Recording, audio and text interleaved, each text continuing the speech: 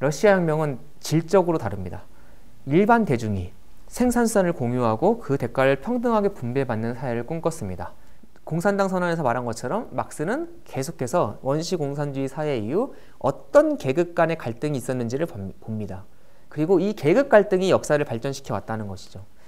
중세 말에 이 귀족과 농노 사이의 갈등 속에서 상인 계층이 성장을 했고 이들이 부르주아가 되죠. 그리고 나서 이제 자본주의 시대가 찾아옵니다. 많은 경우 프랑스 혁명 같은 부르주아 혁명을 겪습니다. 그리고 당연히 자본가가 생산수단을 이때는 전유합니다. 그런데 마르크스는 이 자본주의 시대는 필망한다고 보았습니다. 왜 망하는가? 물론 망했으면 좋겠지만 그의 이론상으로도 필망합니다. 그 이유는 뭐냐면 바로 옆에 밑에 써놓은 잉여 가치 때문입니다.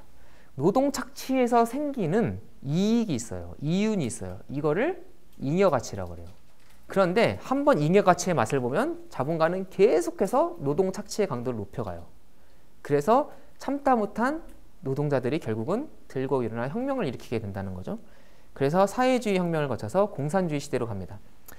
공산주의 시대는 낮은 단계의 공산주의 시대가 있고 높은 단계의 공산주의 시대가 있어요. 그래서 이 낮은 단계의 공산주의 시대에는 프롤레타리아가 독재를 해야 됩니다. 왜? 독재를 통해서 공산주의로 가야 되는 거예요. 이 기간 동안 공동생산을 하고 많은 경우 국유화로 공동생산을 이루어내죠. 그리고 이 기간 동안 이 계급을 최대한 없애갑니다. 그래서 인민과 지도자만 남겨두는 상태로 계속해서 프롤레타리아 독재를 해가고요. 그리고 그것을 위해서 공산당 일당 체제가 합리화되죠. 왜 러시아는 부르주아 혁명이 일어나지 않았죠? 프랑스처럼? 그럴 수 있었잖아요. 프랑스도 못 먹고 못 사는 민중들이 있었잖아요. 그들이 일어났고 부르주아 힘을 합쳐서 성공을 거뒀잖아요. 그리고 영국식으로 아니면은 입헌군주제로 갈 수도 있었고 심지어 그런 기회도 있었습니다. 그런데 왜 영국식 모델, 프랑스식 모델이 아니라 정말 한 번도 있지 않았던 프롤레타리아 혁명으로 러시아는 갔을까? 이 질문을 여러분 좀 염두하시면서 이 답을 찾으려고 한번 머릿속에 생각하시면서 강의를 들으셨으면 좋겠습니다. 우리 러시아는 너무나 뒤처졌다는 걸 깨달아요.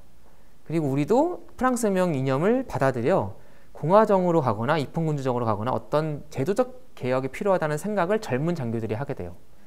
그 황제가 1825년에 죽고 3주 정도 왕위 계승이 조금 매끄럽지가 않아서 이렇게 공석인 적이 있었어요. 그때 반란을 계획합니다. 최초로 그냥 이렇게 반란이 아니라 쿠데타가 아니라 체제 변혁을 꿈꾸는 근대적 의미의 혁명이 실패했으나 이때 처음 일어납니다. 알렉산드르 2세의 농노해방령은 심지어 땅도 나눠줘요. 그러니까 생계를, 경제수단을 농노들에게 준 거예요. 여기까지만 보면은 정말 이상적인 농노해방인데 디테일에서, 악마는 디테일에 숨어있다고 그러잖아요. 디테일에서 좀 문제가 생깁니다. 왜 문제가 생기냐면 러시아는 미르라는 독특한 제도가 있어요. 그러니까 농민 공동체, 이게 경제 공동체이기도 하고 일종의 의사기구이기도 합니다. 이 미르의 땅을 나눠주고 그 안에서 알아서 나눠가지라는 거예요. 그러면 어떻게 알아서 나눠갔는가? 가구별로 나눠갔는데 이렇게 되면 어떤 현상이 벌어지냐면요.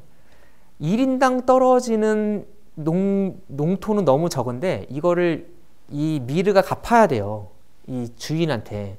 그러면 미르가 갚아야 될 돈은 생각보다 많은 거예요. 그러니까 나한테 떨어진 땅은 적고 갚아야 될 돈은 많고. 그래서 2,300만에 가까운 농민들을 다 빚쟁이로 만들어 버립니다. 러시아 혁명 직전의 제정 러시아 사회는요, 매우 불균등하고 모순적인 사회였어요.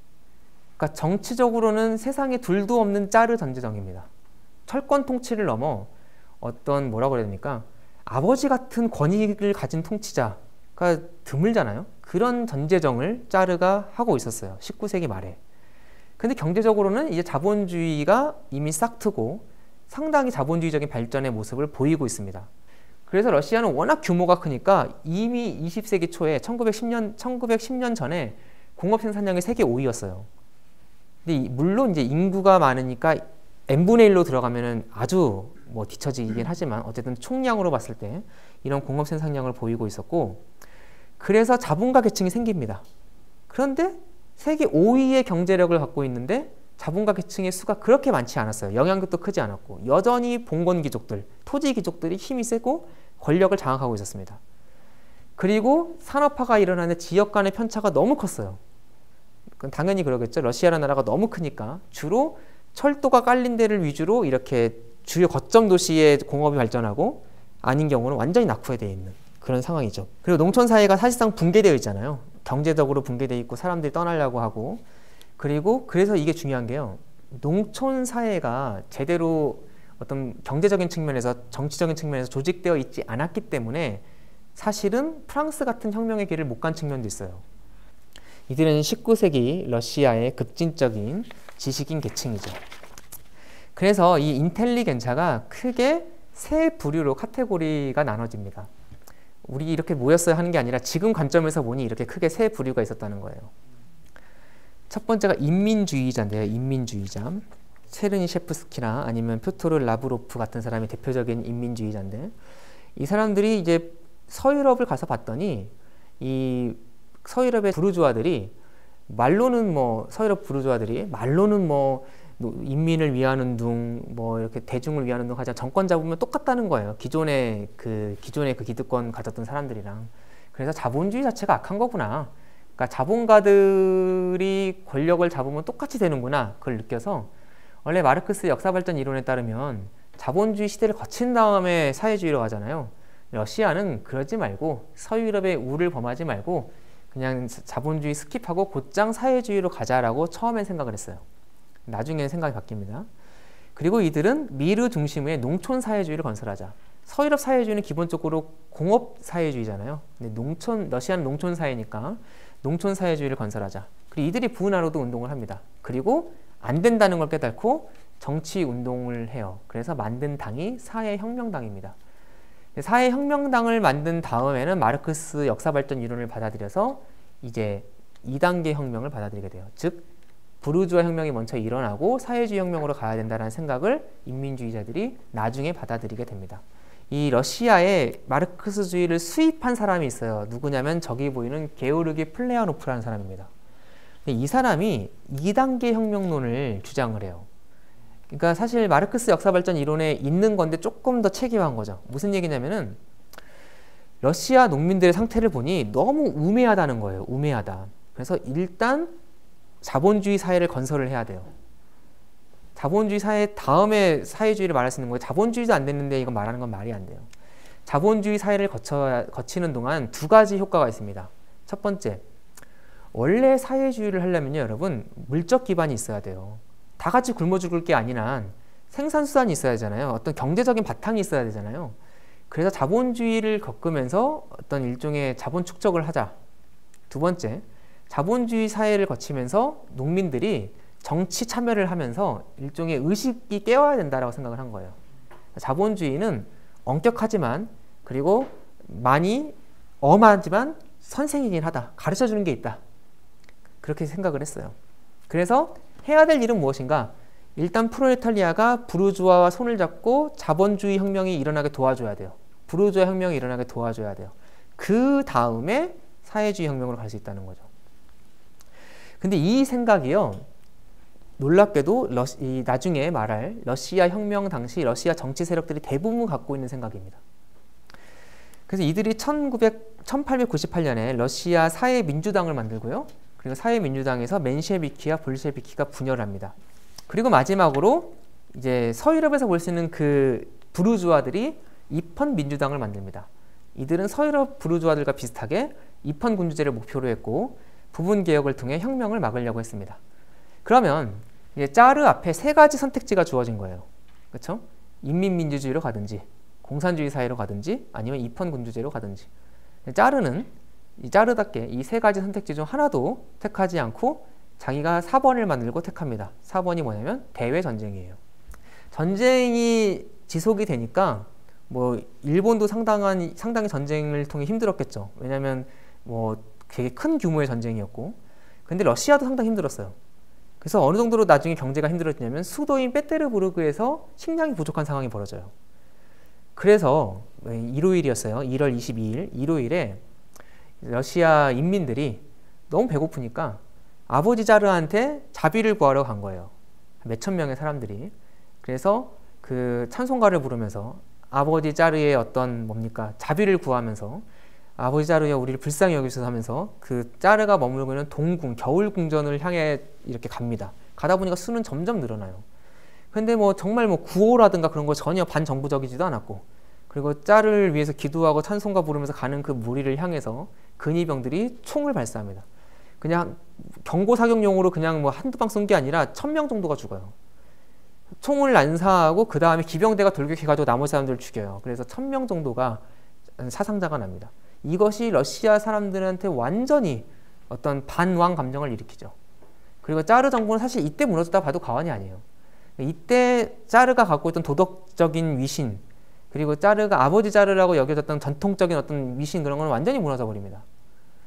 둘 다 부르주아 혁명으로 봤어요. 근데 맨셰비키는 부르주아 정당과 협력을 해야 되고, 그리고 합법적인 방법을 사용을 해야 된다. 왜냐면 이건 누가 봐도 부르주아 혁명이니까. 그리고 나중에 임시정부가 수립이 된다면 임시정부에 참여하진 않는다. 무슨 얘기냐면 부르주아 혁명이 성공하게 부르주아를 도와주고 혁명이 성공하면 거기에 참여는 안 해. 완전히 아낌없이 주는 나무예요. 왜 이런 짓을 해야 되는가? 왜냐하면 역사 발전 이론에 따르면 부르주아 사회가 먼저 와야 되니까 우린 도와줄 뿐이라는 거죠. 그러니까 무슨 말씀인지 아시겠죠? 그래서 볼셰비키도 되게 비슷한 관점을 갖고 있었습니다. 부르주아 혁명인데 차이가 있다면 이제 농민과 노동자가 주도적으로 혁명을 이끌어 가자라는 차이가 있었지, 둘 다 눈앞에 보이는 거는 부르주아 혁명으로 봤고, 그래서 놀랍게도 권력 참여를 안 하려고 그랬어요. 인민주의자들도 1905년에 2단계 혁명론을 택해서 눈앞에 보이는 사건이 부르주아 혁명이라고 봤어요. 그리고 이들은 그냥 여전히 외치는 구호는 농민 문제 해결을 해주겠다는 구호를 외쳤어요. 그리고 10월 선언을 통해 몇 가지 약속을 해줘요. 헌법을 제정해주겠다, 기본권을 보장해주겠다. 지금도 러시아 의회를 두마라 그러는데 두마를 소집하게 해주겠다, 그런 약속을 합니다. 그래서 이 혁명의 물결이 이렇게 잦아들게 됩니다. 그리고 짜르는 이 약속을 지키지 않아요. 엄청난 정말 피해를 봅니다. 1917년 한 해에만 200만 명이 전사하고 250만 명의 포로로 잡히고 500만 명이 부상을 당해요. 1917년 2월에 수도에서 노동자의 폭동이 일어났고, 군대까지도 짜르를 지지하지 않아서 황제가 퇴위를 하게 됩니다. 그런데 이제 1905년 상황이 또 벌어져요. 다른 게 있다면 짜르가 물러났기 때문에 이 두마가 만들어지고 의회가 만들어지고, 이 의회에 그 아까 말한 부르주아들, 자유주의자랑 인민주의자들이 들어가요. 그런데 막상 실질적인 권력은 누가 갖고 있었냐면은 이 노동자들의 대의체인 소비에트가 갖고 있었어요. 무슨 얘기냐면 국회가 있긴 있는데 힘이 약했어요. 공식 권력은 국회에 있는데 실질 권력은 대도시에 있는 노동자들의 대의체인 소비에트에 있었다는 거예요. 그래서 이게 권력의 이원 상태가 펼쳐집니다. 전쟁을 러시아 인민들은 하루빨리 그치길 원했어요. 왜냐하면 완전히 이건 말이 안 되는 게임이고 차라리 하루빨리 그만두는 게 나으니까. 그런데 기본적으로 부르주아들도 넓은 의미에서 기득권이잖아요. 그러니까 러시아 기득권이 갖고 있었던 팽창주의 정책을 갖고 있어서 계속해서 전쟁을 치르려고 그랬어요. 그리고 이때 인민주의자들이 입헌 사회혁명당이 여당이 되면서 막상 여당이 되니까 토지를 재분배해주겠다, 농민의 빚을 탕감해주겠다, 그걸 못 지킵니다. 그래서 농민들이 상당히 입헌 사회혁명당을 떠나게 됩니다. 이걸 흡수한 게 누구냐면 바로 볼셰비키예요. 맨셰비키의 입장은 뭐였냐면은 1905년과 동일합니다. 이거는 부르주아 혁명이고 우리가 할 일은 부르주아를 도와주는 일이야. 그래서 적극적으로 혁명에 참여하지 않았습니다. 그리고 전쟁 문제에 있어서는 공식적으로는 빨리 강화 조약을 맺어야 되지만 돼야 된다고 생각했지만 속으로는 혁명을 완수하기 위해서 독일과 싸우는 게 어쩔 수가 없다라고 생각을 했어요. 볼셰비키도 사실 맨셰비키와 큰 차이가 없었습니다. 이건 부르주아 혁명이고 우리가 도와줘야 돼, 전쟁도 어쩔 수 없이 해야 돼 라고 생각을 하고 있었는데, 그러니까 혁명이 1917년 2월에 일어나서 되게 지지부진한 거예요. 누구도 확 정권을 장악한 사람도 없고 전쟁도 계속되고 있고, 그렇죠? 그리고 옛날에 농민들과 약속했던 것도 지켜지지도 않고, 망명가했던 레닌에게 누가 접근을 하냐면 독일 스파이가 접근을 해요. 왜 접근을 하는가? 독일 입장에서 좀 골치 아파요. 왜냐하면 서쪽에서도 싸우고 동쪽에서 싸우잖아요. 그러니까 한쪽이라도 전쟁을 좀 끝냈으면 좋겠어요. 그래서 레닌한테 가서 이렇게 딜을 해요. 우리가 너를 안전하게 러시아에 들어가게 해줄 테니까 러시아에 들어가서 혁명이 성공하면 우리랑 즉각적으로 강화 조약을 맺자. 그러니까 레닌이 그걸 받아들입니다. 그래서 스위스에서 레닌이 태운 객차를 밀봉해 버립니다. 말 그대로 창문도 막아버리고 문도 막아버리고 아무도 못 들어가게 막아서 레닌을 태운 그 열차가 페테르부르크 근처까지 갑니다. 그래서 핀란드를 거쳐서 레닌이 1917년 4월에 되게 오랜만에 10몇 년 만에 입국을 하게 돼요. 입국을 하면서 4월 태제라는 걸 말을 하는데 이 4월 태제의 내용이 사실상 그 여러분한테 제가 일독을 권했던 제국주의 자본주의 최고의 단계라는 책에 담겨 있습니다. 그러니까 레닌이 갑자기 열차 타고 가면서 열차 안에서 구상해서 말한 게 아니라 가기 전에 1916년에 제국주의 자본주의 최고의 단계라는 책을 썼어요. 여기에 담긴 얘기를 한 거예요. 그러니까 혁명 구상을 이미 갖고 있었던 거죠.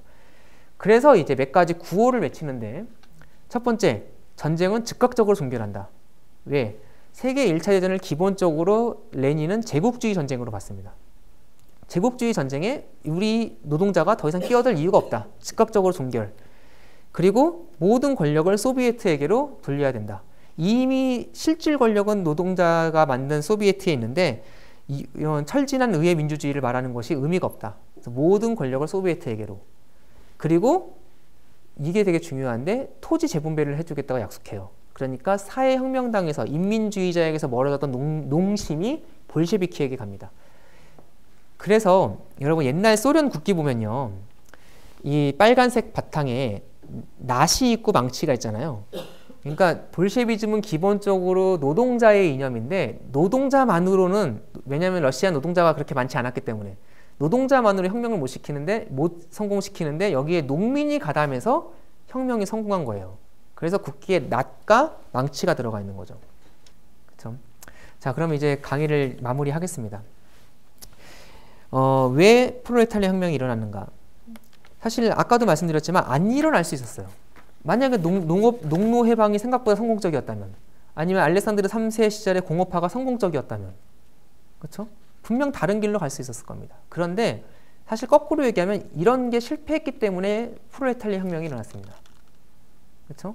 다른 나라에 비해서 농민의 경제 기반이 약했고 공업 성과가 미비했고 산업 부르주아가 소수였으니까 사실 프롤레타리아 혁명으로 갔죠.